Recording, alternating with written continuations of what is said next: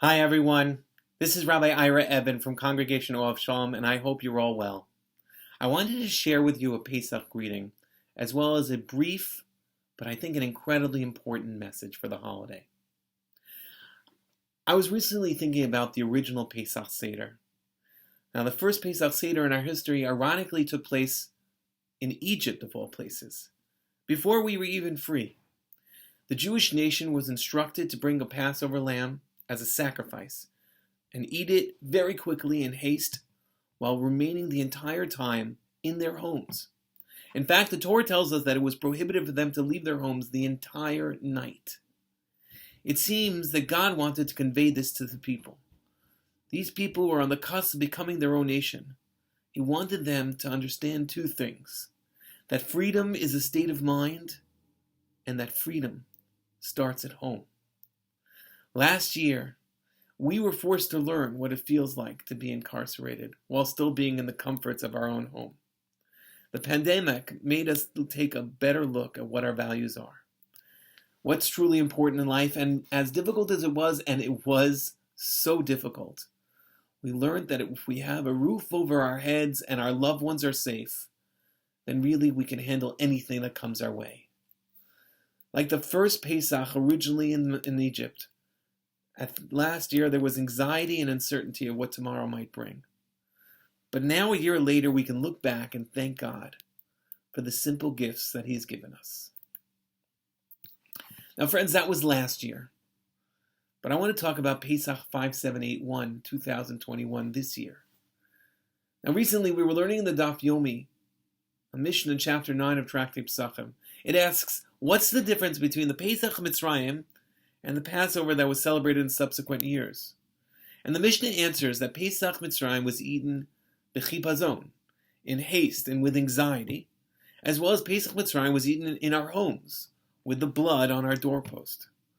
But the Mishnah continues and tells us, but that was only for that year. In the years that followed, the Passover sacrifice had to be brought at the temple. The Torah even instructs us this in the book of Devarim.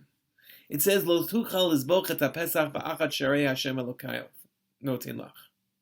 You're not allowed to slaughter your Passover sacrifice in one of your gates that the Lord your God has given you. Ki im el hamakom asher yivchar Hashem Elokecha l'shachin shmo sham tizbach et haPesach. Only in the place that the Lord your God has chosen to rest His presence, only there can you slaughter your sacrifice, your Passover sacrifice. And I believe that the Torah is reminding us the important lesson that there is a time for every purpose. There was a time for the Pesach Mitzrayim and the many lessons that we learned then. But that can never be the long-term plan. That was just for 1 year, where we learned the lessons that were taught. But after that, Pesach, Judaism, and really all of life must be celebrated outside one's home, along with the rest of the nation. Now, the Jewish home will always remain the centerpiece of Jewish life, but Judaism is designed and fashioned to be lived as part of a greater community, with the centerpiece being the shul. What kind of shul? A shul like Ohav Shalom, a shul where we pray together and play together, where we study and grow together, where we advocate and show our passions for Israel together, where we have chesed projects together, where our kids of Shabbat groups go to Hebrew school and enjoy youth events together, where we celebrate our smachot and mourn when one of us suffers a loss, yes, together. Ke'ish echad, b'lev echad, as one body and as one heart. Friends, we need to once again be together. Friends, this year has been, I can't even tell you, so incredibly challenging and difficult. It was a year filled with uncertainty. Now, while some communities may not have been as careful about safety protocols, I am so proud of our community. It took these guidelines and rules incredibly seriously, and with your help, we have remarkably prevented any significant spread of the virus in any of our neighborhoods. But over these last few months, things have changed. They've evolved. Many of us have been vaccinated, and please God, all of us should be receiving our vaccinations in the next weeks and months. People have asked me, Rabbi, When can we take off these masks in shul? When can we have full youth groups? When can we stop social distancing? And of course, when can we start having kiddush again? Now the answer is always that we have to continue to follow the guidelines of the CDC and our health department.